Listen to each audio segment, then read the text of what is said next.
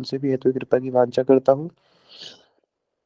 आप सब भक्तों को मेरा यथा योग्य प्रणाम स्वीकार हो। हरे कृष्णा। तो आज हम लोग विरह और मिलन दो ऐसी तिथियां एक साथ उपस्थित हुई है, जिसके अंदर हम लोग पूज्यपाद गुरुपाद पद्म नितिल्या प्रविष्ट ओम विष्णुपाद अष्टोत्तरशत शिशिमशील भक्ति वेदांत शिला नारायण गोसाई महाराज जी की तिरुभाव तिथि एवं पूज्यपाद नित्य प्रविष्ट ओम विष्णुपाद अष्टोत्तरशत शिशिमशील भक्ति वेदांत शिला वामन गोसाई महाराज जी की व्यास पूजा आविर्भाव तिथि का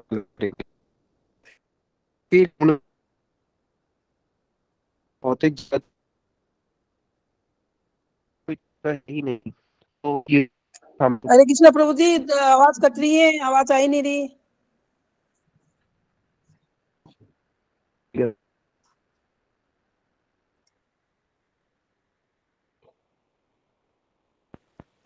अभी भी नहीं आ रही। अभी आ रही है प्रभु जी, अभी आई है।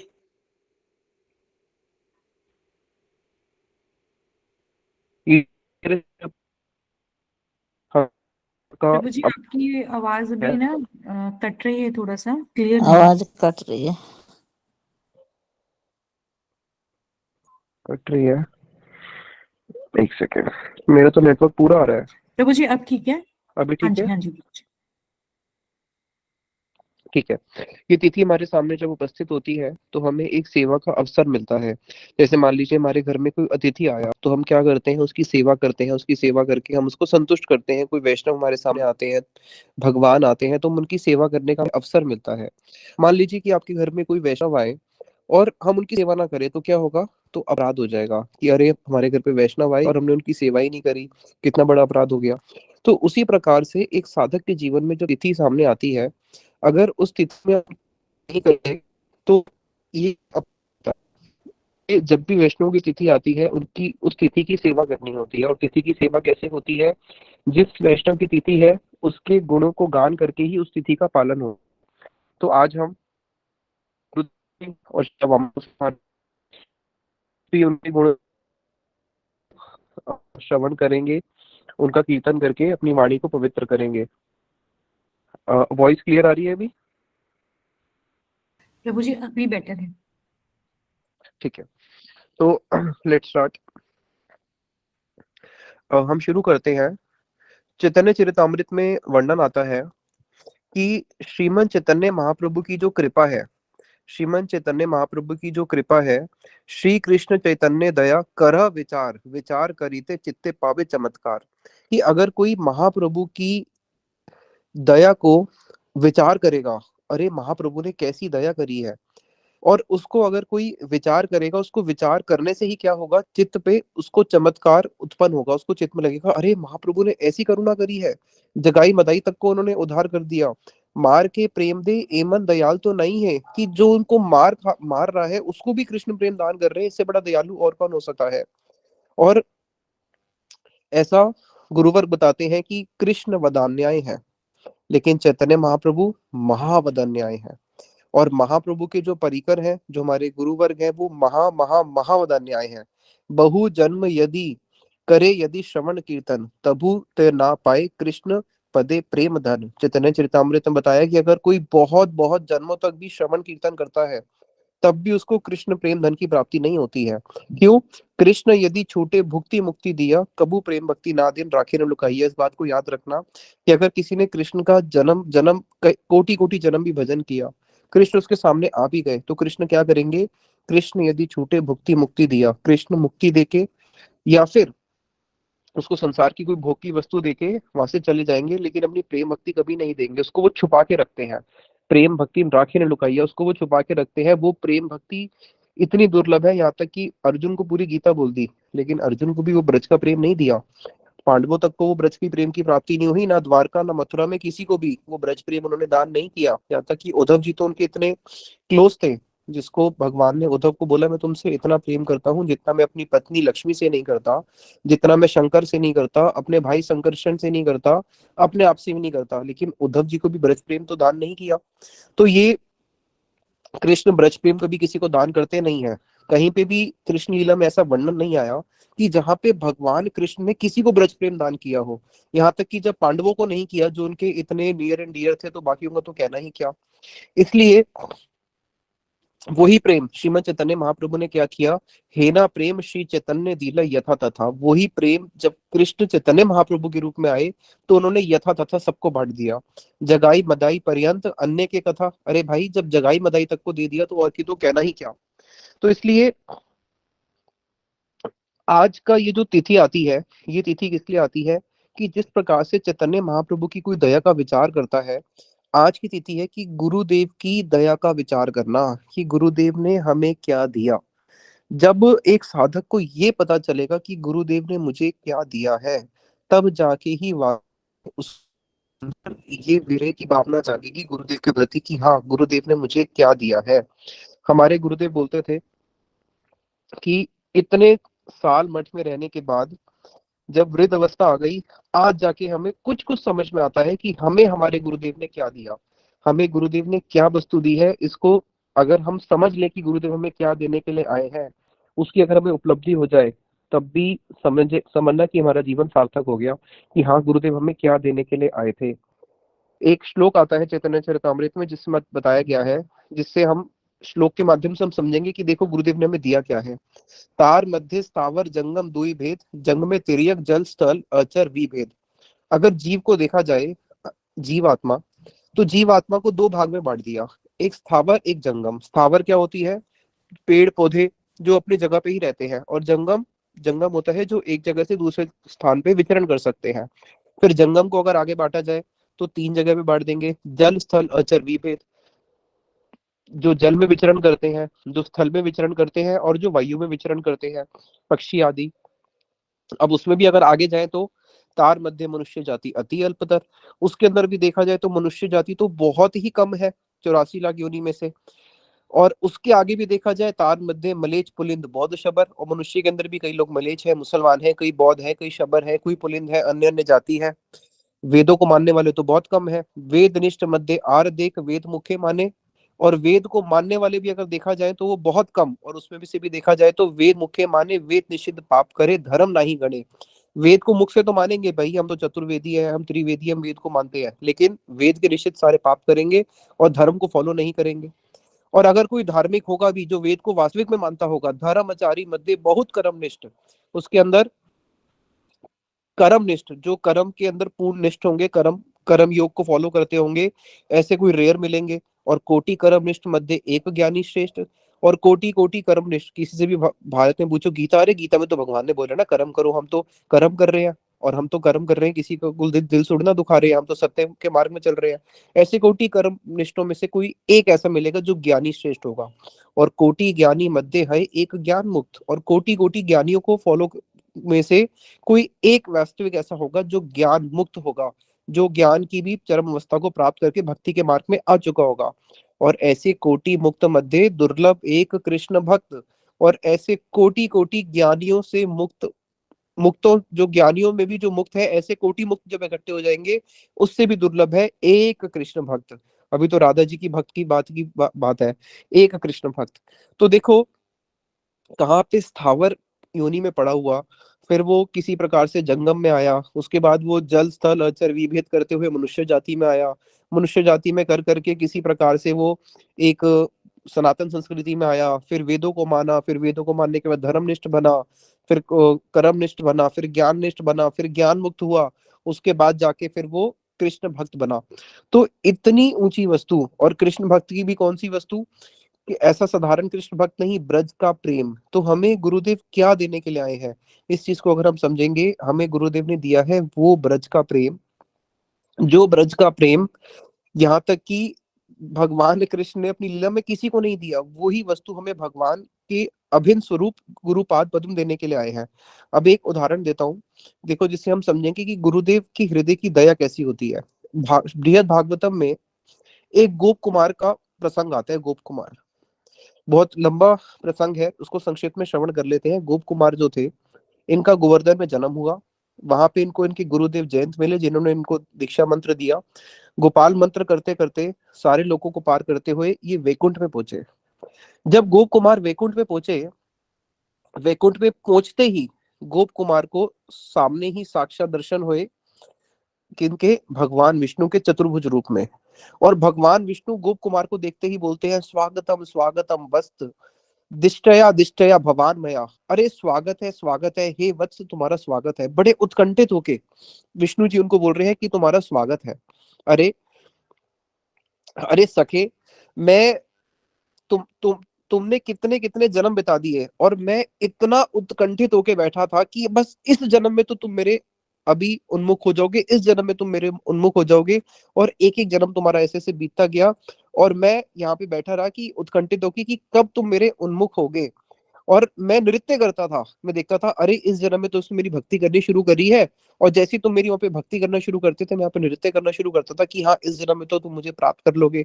लेकिन अरे गोप कुमार, तुम्हारे कितने कितने जन्म बीत गए, और मेरे को तो छल आता नहीं है। अगर मुझे छल आता तो किसी प्रकार से मैं अपने वेदों की मर्यादा का उल्लंघन करके तुम्हें यहाँ पे ले आता, लेकिन मैं उस छल को तो मैं अवलंबन करता नहीं हूँ। लेकिन तुम्हारी मेरे प्रति उपेक्षा देखकर और माया के प्रति, संसार के प्रति तुम्हारे उन्मुखता देखकर मैं दिन रात कातर होता रहता था। भगवान जो है कह रहे हैं कि मैं दिन रात तुम्हारे लिए कातर कातर होना, जैसे हम भगवान के लिए कातर में प्रार्थना करते हैं, भगवान कातर में वो होते थे कि कब ये मेरे उन्मुख होगा। और फिर मैंने अपनी धर्म की मर्यादा का उल्लंघन करके तुम्हें मनुष्य जीवन देके तुम्हें मैंने गोवर्धन में जन्म ग्रहण करा ही दिया। और तुम्हें जो गोवर्धन में जन्म ग्रहण करा के मैं खुद तुम्हारा गुरु जैन के रूप में तुम्हारे वहां पे आया और तुम्हें मंत्र दिया। और आज इतने दीर्घ काल के बाद जाके मेरी आशा पूर्ण हुई है, कितने जन्मों के बाद जाके, कि आज मुझे तुम्हारा दर्शन हुआ है। अब यहीं पे स्थिर भाव से रहो और अपना सुख पुष्ट करो। ये भगवान विष्णु ने अपने एक भक्त गोप कुमार को बोला। अब देखो, जब विष्णु जी ने गोप कुमार के दर्शन करे तो यहाँ पे उनका भगवान का कैसा वात्सल्य है। भगवान कह रहे हैं कि कितने जन्म मैं तुम्हारे लिए आतुर था। अब गुरुदेव को क्या बोला जाता है? गुरुदेव कौन है? भगवान की ही कृपा मूर्ति है, ठीक है। अब यहाँ पे तो विष्णु जी का वात्सल्य है, यही गोप कुमार, यही गोप कुमार जब आगे जाके वैकुंठ में भी इनका मन जो है रुका नहीं, और उसके बाद यही गोप कुमार आगे जाके गोलोक वृंदावन पहुंचते हैं। लंबी कहानी है। जब ये गोलोक वृंदावन पहुंचते हैं, जैसे ही भगवान श्री कृष्ण ने गोप कुमार के दर्शन करे, और गोप कुमार ने भगवान के दर्शन करे, तो भगवान कृष्ण उस समय संध्या का समय था, अपने सखाओं के साथ अपनी गैयाओं को लेते हुए, बछड़ों को लेते हुए, बंसी बजाते हुए वापस गोश में प्रवेश कर रहे थे। और जैसे ही उन्होंने गोप कुमार को देखा तो अपनी बंसी को छोड़ के, अपने सखाओं को छोड़ के, गैयाओं को छोड़ के एकदम भागे, किसका? आलिंगन करने के लिए, गोप कुमार का। लेकिन आलिंगन क्या करेंगे? गोप कुमार को देख के ही मूर्छित हो गए, उनको देख के ही मूर्छित हो गए। अब देखो, एक तरफ भगवान विष्णु का प्रेम है, जिसमें भगवान विष्णु का भी प्रेम कोई कम नहीं है, जिसमें वो कह रहे हैं मैं कितने जन्मों तक कातर में तुम्हारे लिए इंतजार कर रहा था कि कब तुम मुझे प्राप्त करोगे। लेकिन भगवान कृष्ण का कैसा प्रेम है। उसी गोप कुमार को जब भगवान ने देखा अपने सखा के रूप में, तो वो उनकी आनंद मूर्छा, उनको इतना आनंद आया, इतना आनंद आया कि वो आनंद से ही मूर्छित हो जाते हैं भगवान कृष्ण उस गोप कुमार को देख के। तो इससे ये समझ में आती है कि देखो, भगवान का कैसा वात्सल्य है अपने भक्तों के प्रति। और गुरुदेव कौन है? गुरुदेव कौन है? कृष्ण की ही कृपा मूर्ति है, जिनका वात्सल्य जो है, हमारे श्रील त्रिविक्रम गोसाई महाराज जी बोलते थे कृष्ण कृपा सागर है। लेकिन कृष्ण की कृपा से भी कृपा सागर है, जो इस जगत में क्या करने के लिए आते हैं? हम जैसे बद्ध जीवों को उस जगत की, उस जगत का जो प्रेम धन है वो हमें देने के लिए आते हैं। तो अब देखो, अब हम सब देखते हैं कि गुरुदेव का कैसा वात्सल्य था। गुरुदेव ने एक शब्द बोला था अपने शिष्यों के लिए कि अगर मुझे अपने एक एक शिष्य के लिए इस ब्रह्मांड में पूरा पुनः अनगिनत बारी भी आना पड़े, सौ बारी भी आना पड़े, तब भी मैं अपने एक एक शिष्य की चोटी पकड़ पकड़ के उसको वापस गोलोक धाम लेके आऊं। ऐसा गुरु का, कैसा गुरुदेव का अपने शिष्यों के प्रति वात्सल्य है। क्यों? क्योंकि वो कौन है? कृष्ण की ही कृपा मूर्ति है। जैसे वैकुंठ के नारायण कह रहे हैं ना, मैं हर जन्म इस बात की अपेक्षा करता था कि कब तुम मेरे प्रति उन्मुख होगे। तो गुरुदेव जो है क्या करते हैं? गुरु और शिष्य का जो संबंध है वो एक जन्म का नहीं है। गुरुदेव अपने शिष्य के सामने अनेक अनेक रूपों के माध्यम से, अनेक अनेक अपॉर्चुनिटीज के माध्यम से अपने शिष्य को पकड़ पकड़ के लेके जाते हैं। गुरुदेव का कैसा प्रेम था। गुरुदेव ने एक बात बोली थी। गुरुदेव ने बोला था, I am closer to you than the air you breathe. जो आप सांस लेते हैं, आपकी सांस से नजदीक आपकी और कोई वस्तु नहीं होती, लेकिन मैं तुम्हारा इतना नजदीक हूँ, जितनी तुम सांस लेते हो तुम्हारे सांस से भी ज्यादा तुम्हारे नजदीक हूँ। और इसके गुरुदेव की जीवनी में बहुत सारे प्रमाण आते हैं। एक हमारे वहाँ पे सब्जी की आड़तिया वाला है मथुरा में। तो सुबह सुबह जब गुरुदेव आने कर रहे थे, आने करने के बाद ही साथ में गुरुदेव ने बोला अपने सेवक विजय प्रभु को कि चलो चलो जल्दी चलो, मेरे को कहीं जाना है, मुझे कोई बुला रहा है। बोले गुरुदेव आपको कौन बुला रहा है? हमें तो पहले किसी ने बताया नहीं, क्योंकि कहीं पे भी गुरुदेव को मिलना होता था तो हमारे पास पता होता था कि कल कहाँ जाना है। गुरुदेव बोले बात मत करो, जल्दी चलो। गुरुदेव सुबह सुबह अपना आने करके पहुंचे अपने एक चरणाश्रित भक्त के पास, और उस समय वो बिल्कुल मरण आसन पे लेटे हुए थे। गुरुदेव ने जाके उनको वहां पे, सबसे बड़ा जगत का भय क्या है? मृत्यु। और गुरुदेव ने जाके वहां पे उनको अभय प्रदान किया। गुरुदेव ने उनको बोला कि अरे तुम्हें कोई चिंता करने की जरूरत नहीं है, मैं आ गया ना, कुछ नहीं होगा, तुम्हें कोई चिंता करने की जरूरत नहीं है, केवल कृष्ण का स्मरण करो। उनको वहां पे कृष्ण का स्मरण कराते हुए उनको अभय प्रदान किया। और जो संसार का सबसे बड़ा भय है, और सामने कौन खड़े हैं? भजौ रे मन श्री नंद नंदन अभय चरणार विंद रे। जिसने भगवान कृष्ण के अभय चरण का स्वीकार करके अपने हृदय में धारण करा हुआ है, वो साक्षात ऐसे वैष्णव खड़े हैं जिनकी कृष्ण हरे ही कृष्णा एकमात्र। प्रभु जी थोड़ा सा वॉइस ब्रेक हो रही है आपकी। हरे कृष्णा, अभी बेटर है?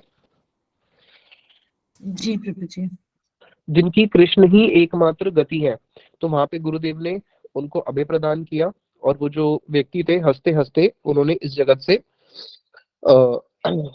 गमन किया। तो गुरुदेव का ये शब्द बोलना कि I am closer to you than the air you breathe, गुरुदेव की जीवनी में ऐसे बहुत सारे उदाहरण हैं। केवल गुरुदेव की नहीं, शीला वामन गोसाई महाराज जी की जीवनी में भी ऐसे बहुत सारे उदाहरण आते हैं।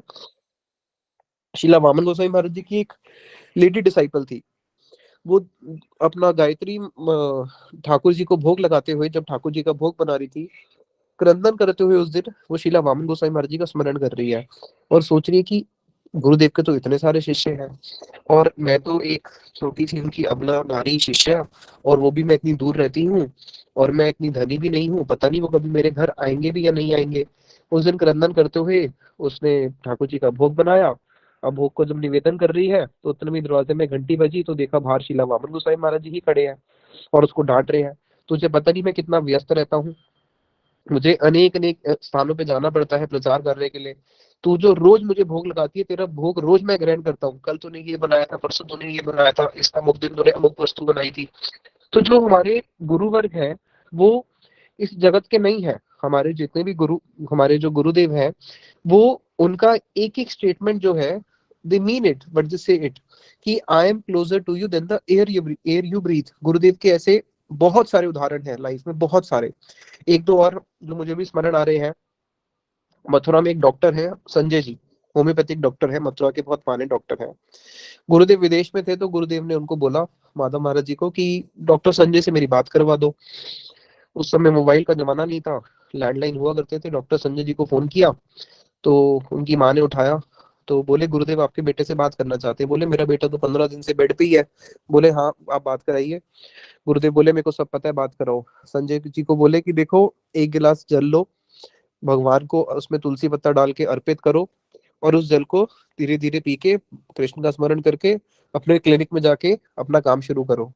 तो अब ये देखो कि गुरुदेव को अपने एक एक शिष्य के बारे में पता है कि कौन कहाँ पे है, कहाँ पे नहीं है। तो इसलिए जो गुरुदेव है, गुरुदेव की जीवनी में ऐसे हजारों घटनाएं आती हैं, अलौकिक घटनाएं। हम आगे बढ़ते हैं।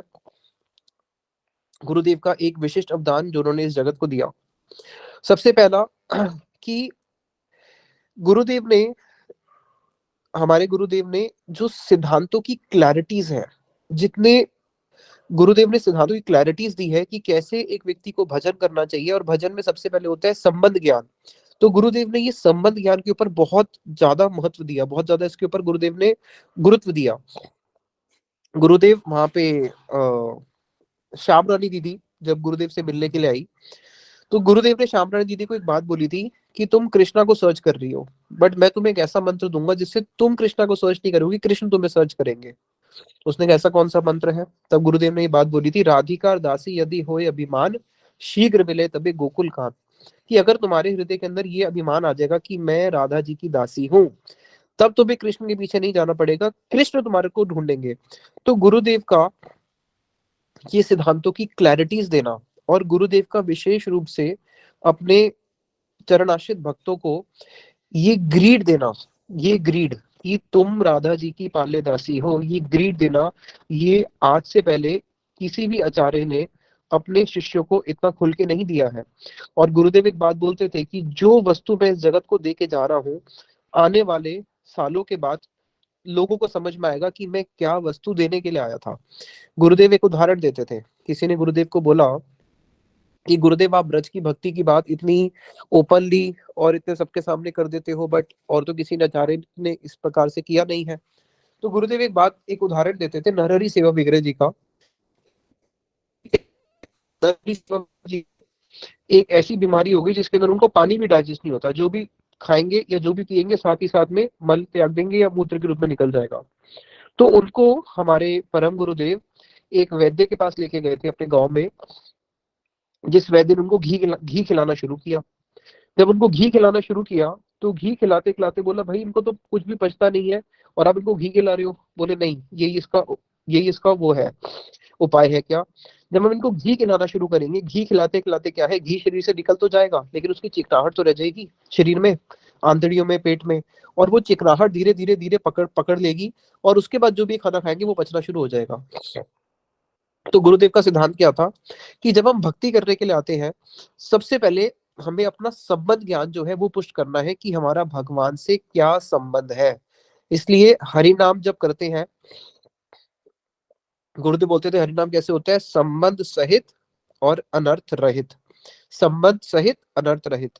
लेकिन जब तक हमारा संबंध ज्ञान ही नहीं हुआ तो हमारा हरि नाम कैसे हो रहा है, संबंध रहित और अनर्थ सहित, जो होना चाहिए इसको ऑपोजिट। तो गुरुदेव ने सबसे ज्यादा इसके ऊपर फोकस किया कि किस प्रकार से संबंध ज्ञान जो है पुष्ट हो सके। और गुरुदेव का बार बार जाके पूरे विश्व में जाके सबको ट्रैवल करते हुए गुरुदेव इंस्पायर करते थे कि तुम वृंदावन आओ, वृंदावन में आओ, कार्तिक में आओ। गुरुदेव बोलते थे कि कार्तिक मास में जो मेरी परिक्रमा में आया है वो इतना फॉर्चुनेट सोल है कि मिलियंस ऑफ लाइफ के बाद भी जिसने भजन भी किया होगा उसको भी ये वस्तु प्राप्त होना बहुत दुर्लभ है कि कार्तिक में एक ऐसे साधु का संग प्राप्त होना जो आपके हृदय के अंदर ब्रज की भक्ति के प्रति एक बीज आरोपित कर रहा है। और गुरुदेव यही बोलते थे कि मैं तुम सबके हृदय के अंदर एक बीज, कृष्ण भक्ति बोलते हैं ना, कृष्ण भक्ति का शुरुआत कहाँ से होती है, कृष्ण भक्ति की शुरुआत होती है श्रद्धा से। और श्रद्धा किसे बोलते हैं, कृष्ण सेवा वासना ही श्रद्धा का मूल है। श्रद्धा का मूल ही है कृष्ण की सेवा की वासना। कौन सी सेवा, कैसी सेवा, जैसी सेवा साउथ इंडिया में अलग अलग टेम्पल्स में होती है, नहीं। जैसी सेवा कहाँ पे होती है, जैसी सेवा अर्जुन ने करी, नहीं। कैसी सेवा, वैसी सेवा जैसी कृष्ण के सखा करते हैं, बोला नहीं। अच्छा कैसी सेवा, जैसी यशोदा मैया कृष्ण की करती है, बोले नहीं वैसी भी नहीं। फिर कैसी सेवा, वैसी सेवा जैसी गोपियां कृष्ण की करती है। तो वो जो सेवा की जो वासना है वो गुरुदेव ने सबको बुला के ब्रज मंडल की परिक्रमा करके अपनी कथाओं के माध्यम से वैसी सेवा की वासना दी है। और ऐसे बहुत सारे इंसिडेंट्स हैं। हम आगे भी बढ़ना है, एक आध को हम श्रवण कर लेते हैं। जब गुरुदेव बैजर पहुंचे तो बैजर में गुरुदेव का एक गुरुकुल था, वहां पे छोटे छोटे बच्चे पढ़ते थे। गुरुदेव उनके पास गए और उनसे पूछा कि बताओ तुमने गुरुकुल में क्या सीखा है। किसी ने गीता का, किसी ने भागवत का, बहुत सारे श्लोक बोले। गुरुदेव ने बोला नहीं, मुझे ये बताओ कि हम सबका लाइफ का भजन का प्रयोजन क्या है। गुरुदेव की सेवा करना, किसी ने बोला कृष्ण की सेवा करना, अनेक अनेक सब लोगों ने बोला। तब गुरुदेव ने उन बच्चों को समझाया कि देखो हमारे भजन का एक ही प्रयोजन होना चाहिए और वो होना चाहिए राधा जी की दासी बनना। तो सबने बोला गुरुदेव तो छोटे छोटे बच्चे हैं गुरुकुल के, ये इस बात को क्या समझेंगे। तो गुरुदेव ने बोला नहीं, ये संस्कार हमको अभी से ही देना है ताकि हम जब भजन करने जा रहे हैं तो सबसे पहले हमें ये पता होना चाहिए कि मेरी भजनीय वस्तु क्या है। जैसे अगर मेरा जब तक डेस्टिनेशन ही फिक्स नहीं है तो मैं अपना रूट फिक्स ही नहीं कर सकता। रूट तो फिक्स बाद में होगा, पहले डेस्टिनेशन फिक्स होगा। तो गुरुदेव इस बात को बोलते थे कि अगर किसी ने इस जन्म में केवल अपना प्रयोजन क्या है, मेरा प्रयोजन क्या है, मेरी भजनीय वस्तु क्या है, उसको भी अगर किसी ने इस जन्म में फिक्स कर लिया तो समझ लो भाई आधा जन्म तो, आधा भजन तो आपका हो ही गया। आगे बढ़ते हैं। गुरुदेव की कुछ ऐसी मधुर स्मृतियां कि गुरुदेव का एक ये था उत्साह। उत्साह जैसे शीला मामन गोसाई महाराज जी एक बात बोलते थे कि किसी के अंदर हजारों दोष होने पर भी एक ऐसा गुण है जो उसके हजारों दोषों को ढक देता है। वो क्या गुण है, वो ये गुण है कि उसके अंदर साधु संग करने की वासना जाग गई। अगर किसी के अंदर साधु संग करने की वासना जाग गई है, वो मठ मंदिर में आके रह रहा है, उसके अंदर हजारों दोष होने पर भी उसको गुरुदेव बोलते थे मैं उसको अनदेखा कर दूंगा। क्यों? क्योंकि उसके अंदर एक गुण मुझे नजर आ गया, जो गुण कोटि कोटि जन्म के बाद भी किसी के बहुत सौभाग्यवान जीव के हृदय में ही जागता है भगवान की कृपा से, और वो है साधु संग करने की वासना। तो गुरुदेव ये देखते थे कि किसी के अंदर साधु संग करने की वासना है तो इससे बढ़कर और कोई गुण हो ही नहीं सकता, बाकी सारे दोष उसके आगे अनदेखा करे जा सकते हैं। तो गुरुदेव के पास एक शिष्य, उनके चरणाश्रित भक्त, एक पेपर पे लेटर में उन्होंने बहुत सारे अपने दोष लिखे और 2 3 4 5 6 पन्ने भर गए, 100 पॉइंट लिख दिए कि मैं भक्ति क्यों नहीं कर सकता। गुरुदेव यूरोप के किसी टूर में थे, उसने फ्लाइट पकड़ी, यूरोप पहुंचा, गुरुदेव के पास जाके वो लेटर दे दिया, साथ में अपनी माला, जो गुरुदेव की जप माला थी, घंटी माला, सब गुरुदेव को अर्पित करी, जनेऊ भी, कि गुरुदेव देखो मैं भक्ति छोड़ रहा हूँ, मैं भक्ति नहीं कर सकता, ये सारे कारण हैं। गुरुदेव ने उनसे एक ही प्रश्न पूछा कि कैसा, देखो गुरुदेव उत्साह देते थे। गुरुदेव ने एक ही प्रश्न पूछा, do you have any doubt on me? नहीं गुरुदेव, आपके ऊपर कैसे डाउट हो सकता है। Do you have any doubt on my intentions? नहीं गुरुदेव, आपकी इंटेंशंस पे भी मुझे कोई डाउट नहीं है, ना आपके कैरेक्टर पे डाउट है। गुरुदेव बोले उसको फाड़ के पन्ने को, जाओ, तुम्हारे 1 लाख कारण भी क्यों ना हो भक्ति ना करने के, बट एक कारण है भक्ति करने का, क्या? कि तुम्हें साधु के ऊपर विश्वास है। तो गुरुदेव ने उस व्यक्ति को 1 सेकंड के अंदर उसको बदल दिया कि नहीं, कि तुम भक्ति कर सकते हो। ऐसे ही गुरुदेव के पास एक व्यक्ति, चरण आश्रित उनके विदेशी भक्त, आके बोले गुरुदेव I am very very fallen. गुरुदेव बोले yes I love fallen souls, मुझे तो फॉलन सोल से बहुत प्यार है। आगे बोलो। उससे बोला गुरुदेव मैं बहुत बड़ा अपराधी हूँ। गुरुदेव बोले कुछ नहीं होता, मैं तो गुरुदेव मेरे बहुत सारे अनर्थ हैं। गुरुदेव बोले कुछ नहीं होता, एक बात बताओ, तुम्हारे जितने भी अनर्थ है क्या मेरे से बड़े हैं क्या, या कृष्णा से बड़े हैं? तुम्हारे अनर्थ कभी गुरु और कृष्ण से तो बड़े नहीं हो सकते ना, इसलिए चुपचाप जाओ भक्ति करो। तो वहां पे गुरुदेव अपने हर चरण आश्रित भक्त को इतना उत्साह देते थे, इतना उत्साह देते थे, यहाँ तक कि एक प्रसंग आता है जिसको यद्यपि मर्यादा के वशत नहीं बोलना चाहिए, लेकिन बोलना नहीं चाहिए, लेकिन बोले बिना रहा भी नहीं जाता। गुरुदेव के एक चरणाश्रित भक्त जो कि सन्यासी थे, किसी कारण से उनका कुछ स्त्री संग सुनने में आया, तो सब लोगों ने मीटिंग करके बोला कि जिस प्रकार से छोटा हरिदास को जब उनका सुनने में आया था कि उन्होंने किसी की स्त्री के साथ केवल संभाषण किया, तो महाप्रभु ने उनको त्याग दिया, तो गुरुदेव इनको अब सोसाइटी से निकाल दिया जाए। तो गुरुदेव ने बोला कि देखो भाई, देखो, गुरुदेव ने ऐसी बात बोली कि कोई सोच भी नहीं सकता। गुरुदेव ने एक बात बोली कि देखो, तुम चैतन्य महाप्रभु वाला आचरण करोगे जो भगवान वाला है, ये भक्तों वाला करोगे, जो नित्यानंद प्रभु ने किया, गदाधर पंडित ने किया, श्रीवास पंडित ने किया, देवानंद पंडित ने किया, अद्वैत आचार्य जी ने किया, जो महाप्रभु के भक्त हैं, भक्तों वाला आचरण करोगे या महाप्रभु वाला आचरण करोगे? सब बोले भाई स्वाभाविक बात है, जो सब भक्तों ने करा वही करेंगे, महाप्रभु का आचरण क्यों करेंगे? तो गुरुदेव बोले कि जब छोटा हरिदास को महाप्रभु ने त्यागा था, क्या किसी भी भक्त ने छोटा हरिदास को त्यागा था? तो मैं महाप्रभु वाला आचरण क्यों करूंगा? इसलिए मैं इनको नहीं त्यागूंगा। तो गुरुदेव का ये उत्साह देना, एक बारी गुरुदेव के एक भक्त और थे चरण आश्रित, दोनों पति पत्नी। गुरुदेव का बैजर में फेस्टिवल था, गुरुदेव का जो बैजर फेस्टिवल था उसमें पूरे विश्व से सब लोग आते थे, बड़ा फेस्टिवल होता था। ये भी पहुंचे। अब जब ये पहुंचे अपनी पत्नी के साथ, तो इनकी वाइफ को पता नहीं था कि उनके हस्बैंड उस दिन लाल कपड़े लेने वाले थे और वर्णाश्रम धर्म को स्वीकार करने वाले थे। तो उन्होंने लाल कपड़े ले लिए। अब ये बहुत दुखी कि भाई मेरे को बताया ही नहीं, कुछ नहीं, ऐसे ही लाल कपड़े ले लिए, मैं अब अकेली कहाँ पे रहूंगी, बच्चे भी नहीं है। तो रोती हुई गुरुदेव के पास पहुंची। गुरुदेव तो जानते थे, गुरुदेव ने केवल 5 शब्द बोले, केवल 5 वर्ड्स। उस 5 वर्ड से वो जो लड़की थी, वो जो जिनके हस्बैंड ने लाल कपड़े लिए थे, वो इतनी मोटिवेटेड हो गई कि उसने बोला कि अब मैं भी पूरे जगत में घूम के गुरुदेव प्रचार करूंगी, वानप्रस्थनी की तरह। गुरुदेव ने केवल 5 शब्द बोले, क्या? गुरुदेव ने बोला कि your only husband is Krishna, कि तुम्हारे केवल पति कृष्ण है, your only husband is Krishna. ये 5 शब्द ही बहुत थे उसकी सारी प्रॉब्लम, उसकी सारी मिजरीज को दूर करने के लिए। तो गुरुदेव का इतना उत्साह रहता था कि कोई अगर उनसे मिलने के लिए जाता था, चाहे वो कितना मर्जी निरुत्साहित क्यों ना हो, एक शब्द, उनके एक शब्द ही इतना मोटिवेट कर देते थे एक जीव को कि बस उसके लिए वो पूरा जीवन उनके शब्दों के ऊपर काट सकता है कि जो गुरुदेव ने बोल दिया। तो वहां पे गुरुदेव का इस प्रकार से उत्साह देना। अब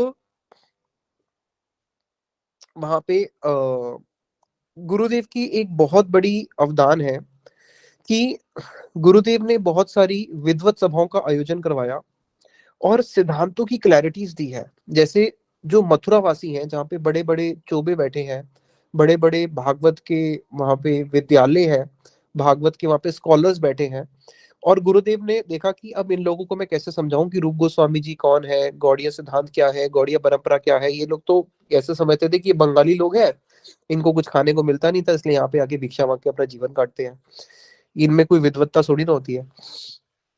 आज भी अगर आप देखोगे, जो ब्रज के जो वहाँ के पंडे हैं या जो वहाँ के स्कॉलर्स हैं, वो गौड़िया वैष्णवों को इतना नहीं मानते हैं। यहाँ तक कि वो तो जो हमारे छठ गोस्वामी वर्ग है उनको भी इतना सम्मान नहीं देते हैं। अब गुरुदेव ने वहां पे बड़ी बड़ी सभाओं का आयोजन करना शुरू किया, और भागवत का पहला श्लोक जन्मादस्य, उसका पहले श्लोक का भी लास्ट पंक्ति का भी लास्ट शब्द सत्यम परम धीमहि, इसके ऊपर पूरी विद्वत सभा होगी, सबको इसी शब्द के ऊपर बोलना है। तो ऐसी ऐसी सभाएं जिसके अंदर टॉपिक होते थे एक श्लोक या फिर एक श्लोक का केवल एक पंक्ति, और सब स्पीकर्स को उसके ऊपर बोलना है और कोई रिपीट नहीं करेगा। सबको इनविटेशन आया।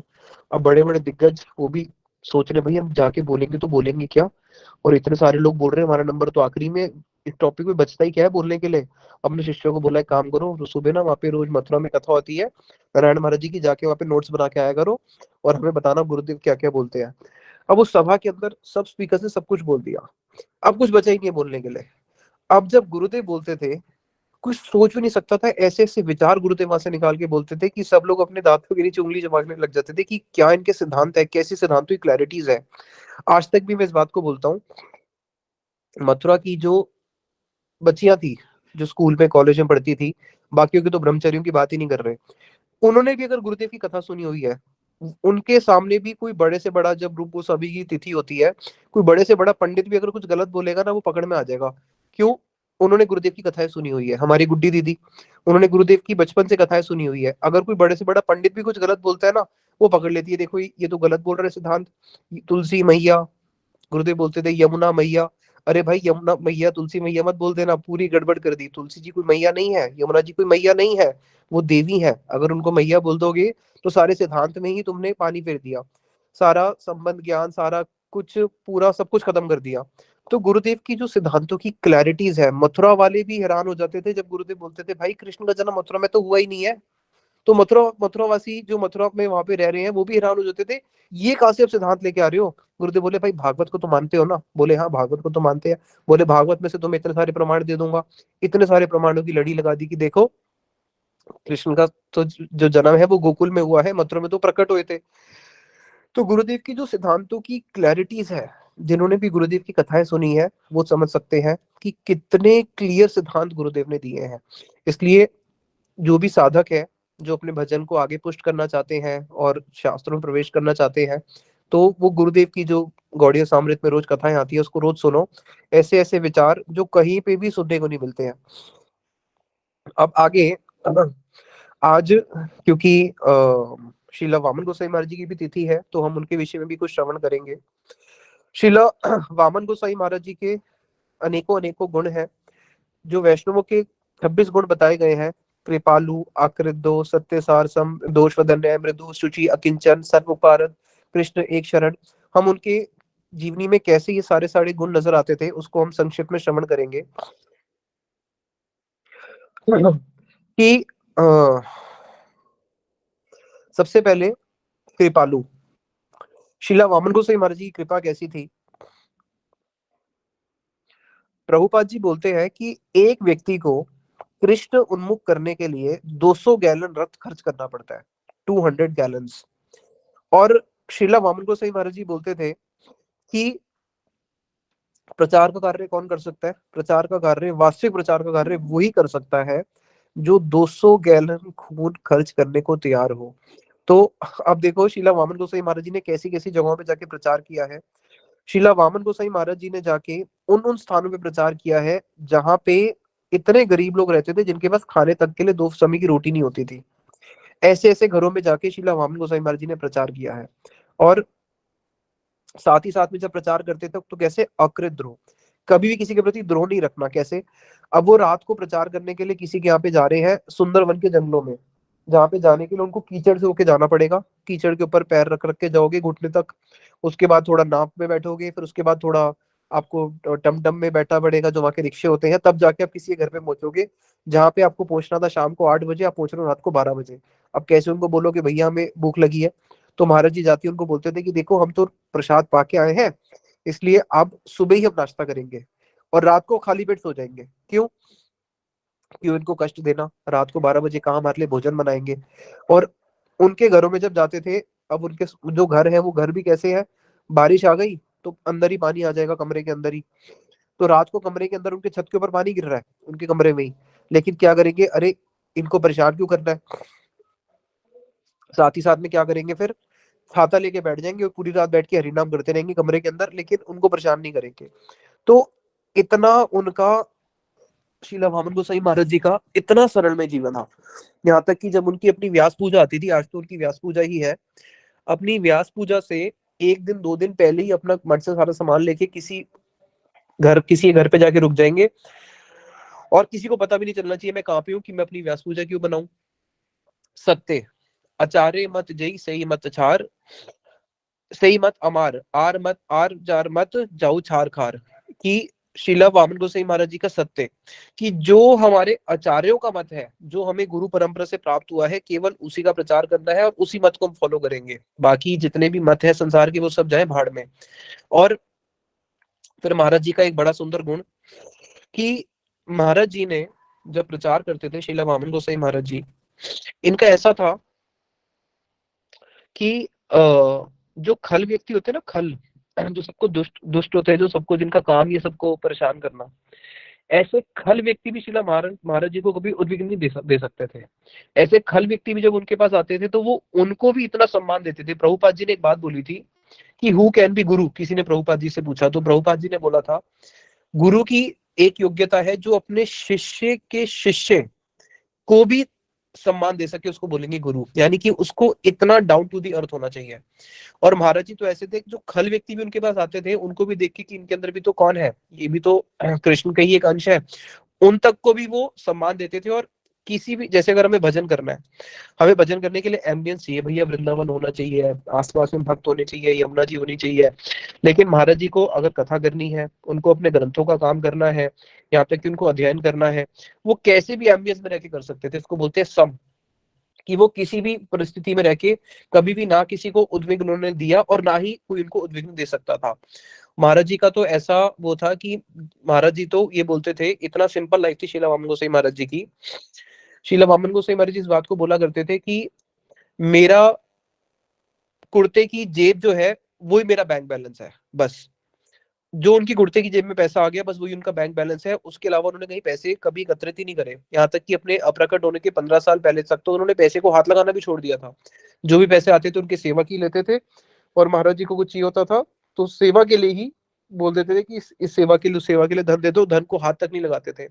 इतना महाराज जी का इतना सरल में जीवन था कि जैसे उनके पास कुर्ते हैं, उनके तो हजारों शिष्य हैं, लोग इतने सारे कपड़े आके देते हैं, लेकिन जब तक उनका शरीर में जो कपड़ा है वो फट ना जाए तब तक उसको त्यागते नहीं थे। और हमारे गुरुदेव, उनका भी यही है कि अगर कोई कपड़ा फट फट भी, ये नहीं कि फट गया तब भी त्यागो, उसको सिलवा लेंगे। गुरुदेव इतने बड़े आचार्य, गुरुदेव के पूरे विश्व में कहाँ कहाँ पे शिष्य हैं।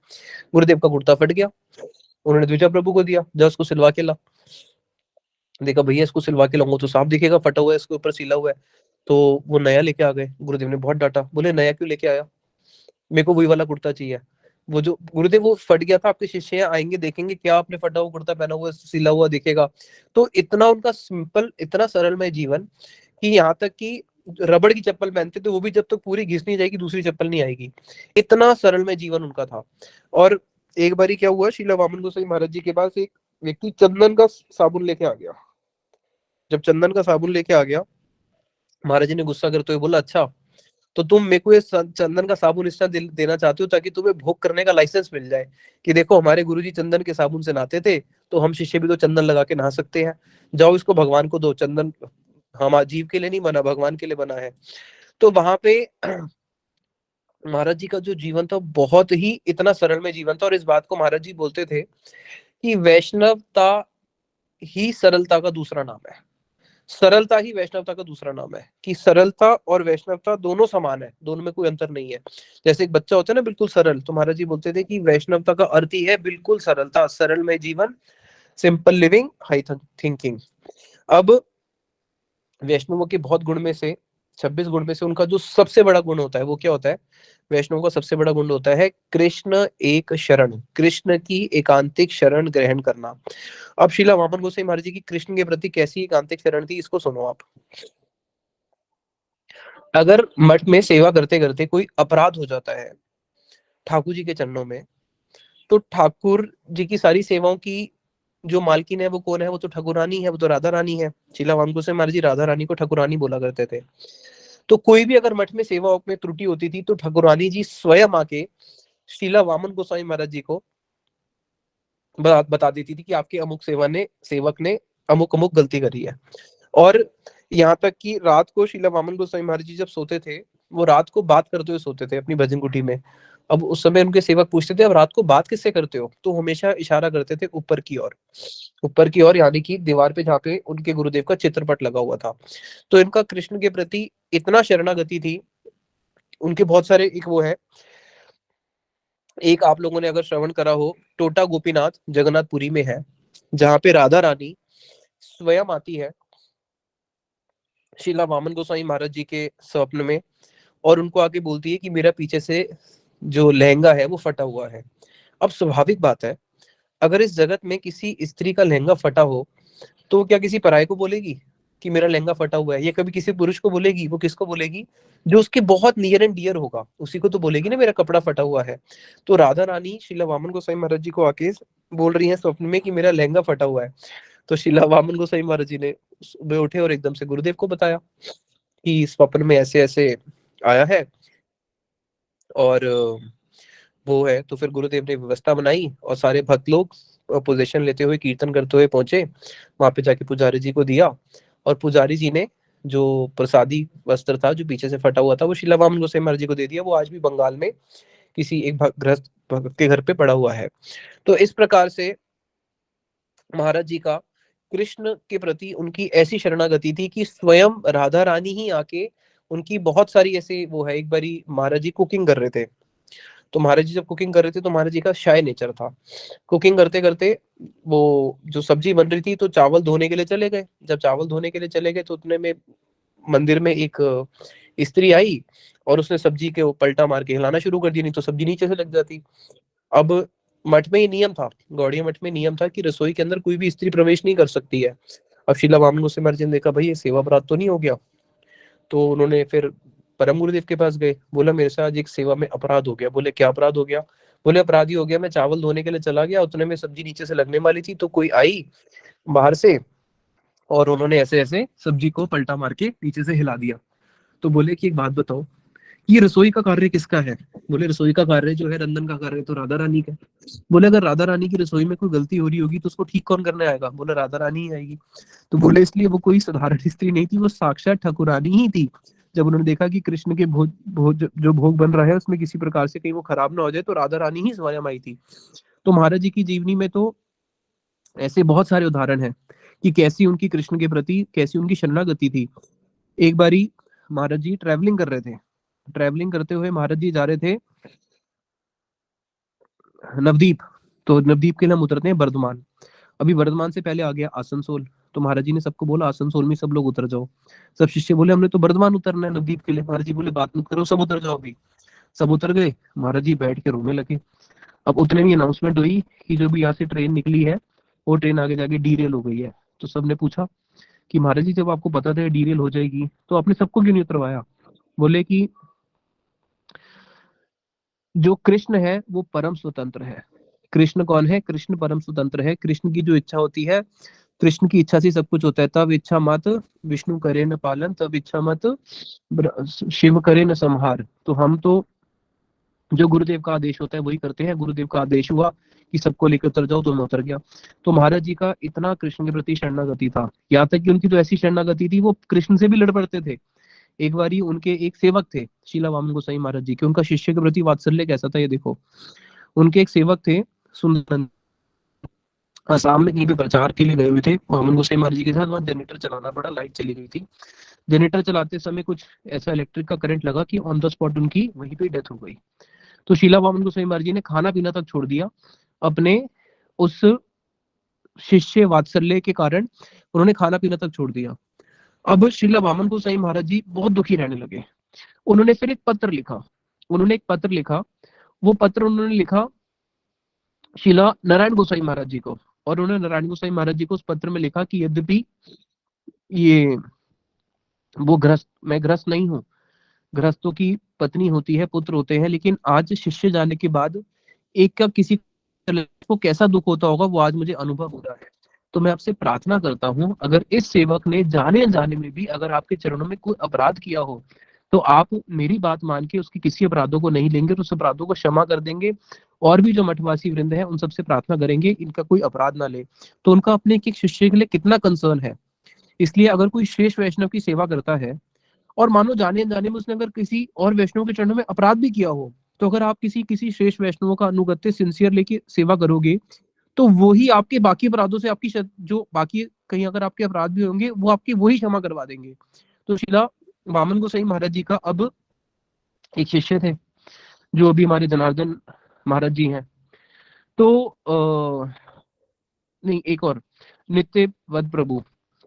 तो जब गुरुदेव ये शीला वामन गोसाई महाराज जी हरिद्वार में थे तो वहां पे नहीं, गोपीकांत प्रभु शीला जनार्दन महाराज जी, इन्होंने आके हरिद्वार में गुरुदेव को बोला कि गुरुदेव मेरी ना अकाल मृत्यु लिखी हुई है और 30 साल की उम्र में। तो वहां पे हरिद्वार में कनखल में मठ की ओपनिंग थी, वहां पे गए हुए थे हमारे शीला वामन गोसाई महाराज जी। तो शीला वामन गोसाई महाराज जी ने उनको बोला गोपीकांत को कि देखो ऐसा है, मैं तुम्हें मरने नहीं दूंगा, ठीक है, तुम्हारी अकाल मृत्यु जो है उसको मैं हर लूंगा, लेकिन तुम्हें मेरे साथ ही रहना पड़ेगा। तो और अभी मैं दिल्ली जाऊंगा, तुम मेरे साथ चलना और मैं ही तुम्हारी रक्षा करूंगा और तुम्हारा कोई कुछ नहीं बिगाड़ सकता। अब अगले दिन हरिद्वार से उन्होंने टैक्सी से दिल्ली जाना था। जब दिल्ली में जाना था तो महाराज जी बिल्कुल पीछे वाली सीट में, जो 3 सीटें होती हैं उनको बीच में बिठाया और खुद ये विंडो सीट पे बैठे हुए थे। तो आगे एक ब्रह्मचारी ने बोला महाराज जी आप खिड़की के किनारे बैठे हो, वहां से आपके सीधा चेहरे पे धूप आ रही है, तो आप ऐसे करो आप बीच में आ जाओ। और जो बीच में बैठे थे गोपीकांत ब्रह्मचारी जी, तो गोपीकांत ब्रह्मचारी जी ने बोला नहीं महाराज जी आप बीच में आ जाओ। महाराज जी बोला देखो धूप मुझे लगे तुम्हें लगे, किसी ने किसी को तो धूप लगेगी, तो मुझे ही लगने दो। तो उन्होंने जिद करी और महाराज जी को बीच में बिठा के खुद साइड में बैठ गए विंडो सीट में। अब उतने में थोड़ा सा आगे गए तो बस वही हुआ, किसी गाड़ी ने टक्कर मार दी।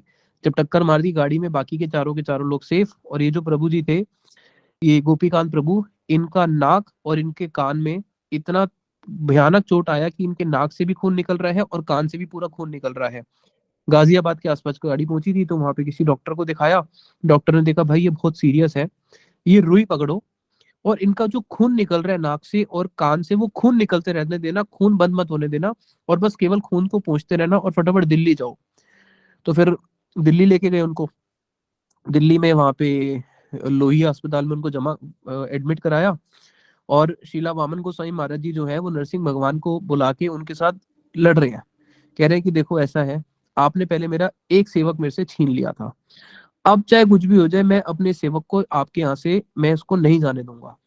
और जो उनका उपचार कर रहे थे, जो उनके उपचार में लगे हुए थे, वो आए और श्री रावण गोसाई महाराज जी ने बोला तुम्हें कोई चिंता करने की जरूरत नहीं है, इसकी अकाल मृत्यु थी उसको मैंने टाल दिया है और इसको अभी होश आ जाएगा बहुत जल्दी और ये ठीक हो जाएंगे। इनको 15-16 घंटे बाद जाके होश आया और डॉक्टर भी हैरान हो गए कि ये बच कैसे गए, जो कि इतना खून निकलने के बाद बचना मुश्किल था।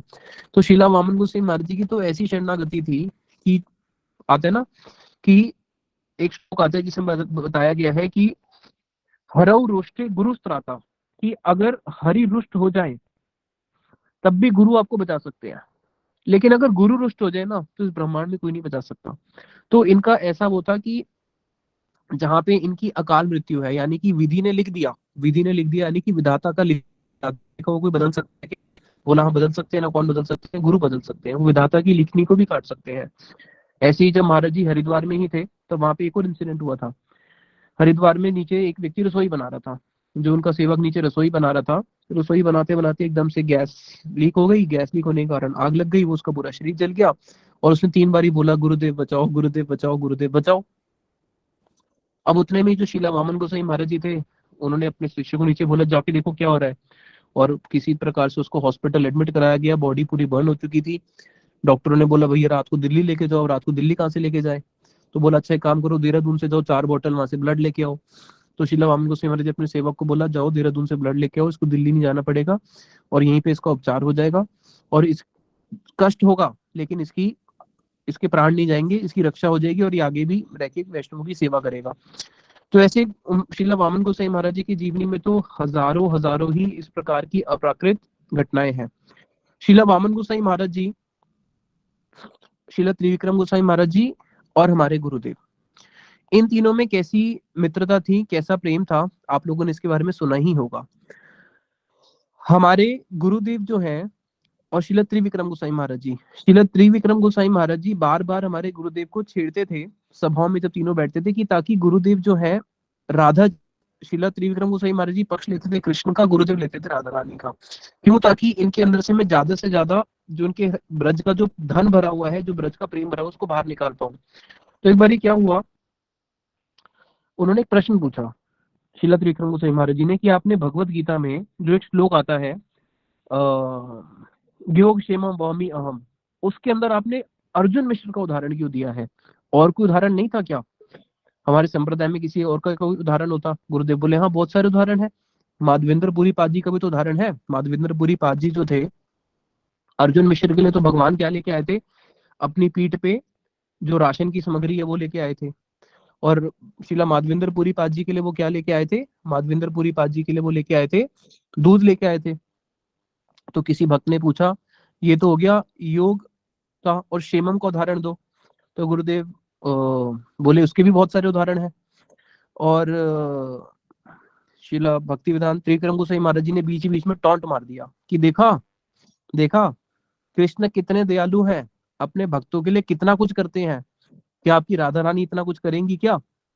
तो उतने में ही गुरुदेव को थोड़ा सा क्रोध आ गया और गुरुदेव बोले अच्छा, कृष्ण कोई दयालु नहीं है, कृष्ण इतने निष्ठुर है।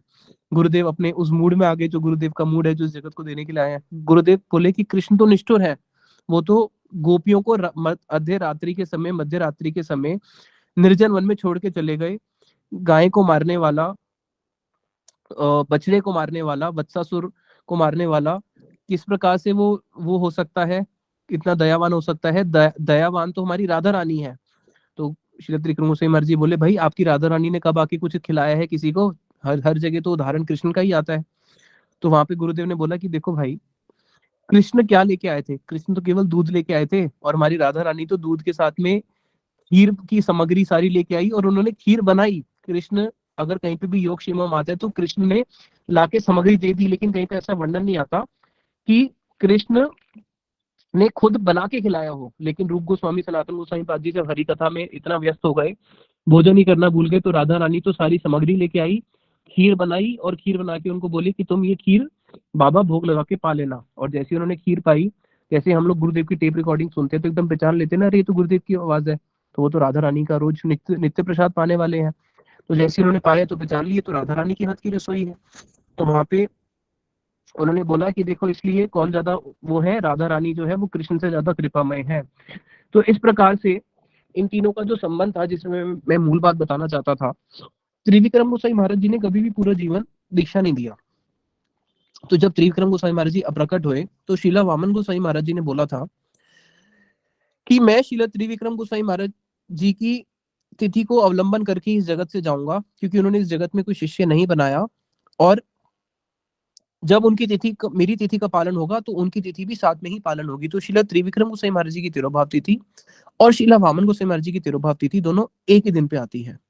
उसके बाद गुरुदेव ने भी इस बात को बोला था कि उनका शीला वामन गोसाई महाराज जी से जिस प्रकार का संबंध था कि मैं उसी तिथि को अवलंबन करके मैं भी इस जगत से उसी तिथि को अवलंबन करके जाऊंगा। तो जब हमारे गुरुदेव भजन करने के लिए परम गुरुदेव के चरण आश्रित हुए थे, जब वो आए थे स्टेशन पे, उनको लेने के लिए शीला सज्जन सेवक, उस समय शीला वामन गोसाई महाराज जी सज्जन सेवक हाथ में लाके पूछ रहे थे कि नारायण तिवारी कौन है, नारायण तिवारी कौन है, नारायण तिवारी कौन है। तो गुरुदेव ने देखा कि मैंने तो परम गुरुदेव को पत्र लिखा ही नहीं था कि मैं घर त्याग करके आ रहा हूँ, लेकिन वो तो अंतर्यामी है। बोला हम तिवारी, बोले हम जनसेवा के भेजा करते थे परम गुरुदेव के सेवक, तो आपको परम गुरुदेव ने हमारे पास भेजा है आपको लेने के लिए। अब जब शीला वामन गोसाई महाराज जी की आज आविर्भाव तिथि आई, तो आज भी परम गुरुदेव की उस रास लीला मंडल में कृष्ण की उस रास रही है, उनको लेने के लिए किसने भेजा? सज्जन सेवक को ही भेजा। उनकी आविर्भाव तिथि आई और वो हमारे गुरुदेव को हम सबके सामने से यहाँ से इस जगत से लेके कहाँ पे चले जाते हैं। आज गुरुदेव की तिरुभाव तिथि भी निकुंज के अंदर। तो शीला वामन गोसाई महाराज जी और शीला त्रिविक्रम गोसाई महाराज जी का ऐसा, और शीला गुरुदेव का, इन तीनों का इतना आपस में स्ट्रॉन्ग, इतना वो था कनेक्शन, जिसको बोलते थे कि ठीक है 3 पिलर हैं, मानो ये 3 शरीर एक ही आत्मा हो। तो आज शीला वामन गोसाई महाराज जी का आविर्भाव और शीला गुरुदेव का तिरुभाव तिथि दोनों ही हमारे सामने हम इन महापुरुष क्या प्रार्थना करते हैं? हम इन महापुरुषों से यही प्रार्थना करते हैं। शीला वामन गोसाई महाराज जी बोलते थे, वो बोलते थे कि देखो, अगर किसी का 100 का 16 आना किसी का पूरा बर्बाद हो, से एक आना पूरा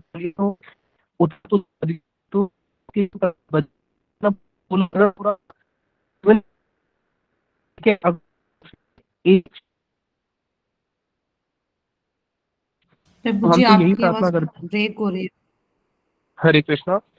हाँ, तो हम जी, शीला जी, वामन जी। गोसाई महाराज जी बोलते थे कि अगर किसी का मनुष्य जीवन 16 आना यानी कि 1 रुपया, 16 आना, इस जगत के लोग जो है अपना पूरा का पूरा 16 आना बर्बाद ही करते हैं। अगर हम उस 16 आना में से 4 आने की भी रक्षा कर पाए, तब भी हम समझेंगे हमने 4 आने तो बचाए। तो हम जैसे बदजीव जो है, जो निरंतर भगवान का भजन नहीं कर सकते, लेकिन हमारे सामने वो आदर्श है जिन्होंने 24/7 भगवान का भजन किया है। तो आज की तिथि के दिन हम उनसे यही प्रार्थना करते हैं कि किसी प्रकार से हमारी भजन में रुचि हो जाए। वो इस जगत में जिस वस्तु को देने के लिए आए हैं, अगर हम उस वस्तु को ग्रहण कर लें, उससे बड़ी और कोई पुष्पांजलि हो ही नहीं सकती है। गुरुदेव बोलते थे कि मैं विश्व में जाता हूँ पैसे इकट्ठे करने नहीं जाता, मैं विश्व में कुछ एक वस्तु देने के लिए आया हूँ। अगर वो वस्तु लेने वाला व्यक्ति मुझे मिल जाए, उससे बढ़कर मेरे लिए और कोई उपलब्धि नहीं है, और उससे बढ़कर हमारे लिए भी कोई उपलब्धि नहीं है। तो हमारे जीवन की सार्थकता यही है कि जो गुरुदेव हमें वस्तु देने के लिए आए हैं, अगर हम उस वस्तु को ग्रहण कर ले, उससे बढ़कर और कुछ वस्तु है ही नहीं। वो कृष्ण का प्रेम धन उस जगत का जो हमें इस जगत में देने के लिए आए हैं। तो आज के दिन हम उनसे यही प्रार्थना करते हैं कि गुरुदेव, आप जो वस्तु इस जगत में देने के लिए आए थे, किसी प्रकार से, यद्यपि हम अयोग्य हैं, हम उसके ना हमारे पास कोई पात्र है उसको ग्रहण करने के लिए, लेकिन हमें अयोग्य होते हुए भी, बिना पात्र के होते हुए भी, आपने फिर भी हमें वो वस्तु दे रहे हो और हम उसको लेना ही नहीं चाह रहे हैं। तो आज के दिन हम यही प्रार्थना करते हैं कि किसी प्रकार से हमारा हृदय उस वस्तु को ग्रहण करने के लिए प्रस्तुत हो जाए कि हाँ गुरुदेव, जो आप वस्तु देने के लिए आए हो, मैं उसको ग्रहण करूंगा। तो मैं समझता हूँ कि वो ही वास्तविक में तिथि का पालन करना होगा, और वो ही सबसे बड़ी पुष्पांजलि होगी कि हमें उनको कुछ देना नहीं है, हमें तो लेना है वो जो हमें इस जगत में वो वस्तु देने के लिए आए हैं। तो इतना ही बोल के मैं वाणी को विश्राम देता हूँ और इन महापुरुषों के चरणों में प्रार्थना करता हूँ कि किसी प्रकार से हमारा भजन में और निष्ठा हो, ताकि जब हमें वो वस्तु मिलेगी जो हमें गुरुदेव देने के लिए आए हैं, तभी हमें हृदय में हम उस वीर्य की अनुभूति कर पाएंगे। नहीं तो वीर्य होने वाला नहीं है जब तक वो वस्तु ही नहीं मिलेगी। तो उसी वस्तु की आकांक्षा, उसी वस्तु का लोभ हृदय में जागे, यही मेरी गुरुदेव से प्रार्थना है। आप सब भक्तों को दंडवत प्रणाम। हरे कृष्णा। हरे कृष्णा प्रभु अच्छा कल्पतरुभ्यश्च कृपा सिंधुभ्यश्च पतितानां पावनेभ्यो वैष्णवेभ्यो नमो अनंत नमः। कोटि दंडवत प्रणाम प्रभु जी। प्रभु जी, अनंत कोटि प्रणाम। हरे कृष्ण।